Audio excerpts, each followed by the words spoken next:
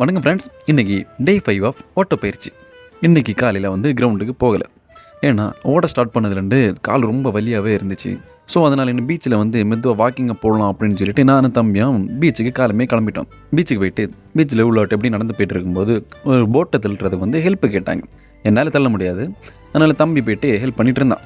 அப்படியே போட்டை தள்ளுறதுக்கு ஹெல்ப் பண்ணிவிட்டு நான் அப்படியே அவங்க போட்டை தள்ளுறதை பார்த்துட்டே இருந்தேன். அவங்க அப்படியே தள்ளி கடலை விட்டுட்டு அப்படியே கிளம்பிட்டாங்க. நாங்கள் அப்புறம் வாக் பண்ணுறதுக்கு ஸ்பாட்டு தேடிட்டு இருந்தோம். அப்படி தேடிட்டு இருக்கும்போது ஒரு கேங் எங்களே பார்த்துட்டு இருந்தானுங்க. அவனுங்களை அப்படி இப்படின்லாம் வீடியோ எடுத்துகிட்டு அதுக்கப்புறம் வாக் பண்ணுறதுக்கு ஸ்டார்ட் பண்ணோம். நான் வாக்கிங் மட்டும் தான் பண்ணேன். என் தம்பி கொஞ்சம் ஒர்க் அவுட்ஸ்லாம் போட்டான். ஒர்க் அவுட்ஸ்லாம் போட்டு முடிச்சுட்டு பீச்சை நல்லா பார்த்து ரசிச்சுட்டு அங்கே இருந்து வீட்டுக்கு கிளம்பிட்டோம். வீட்டுக்கு ஹாஸ்பிட்டல் போக வேண்டியது இருந்துச்சு. நெஞ்சில் ஒரு கட்டி இருந்துன்னு சொன்னேன். ஸ்கேன் எடுத்து 5 days ஆச்சு. இன்னும் ஹாஸ்பிட்டலில் போய் செக் பண்ணல. சரி, ஸ்கேன் ரிப்போர்ட் எடுத்துகிட்டு ஹாஸ்பிட்டல் போயிட்டேன்.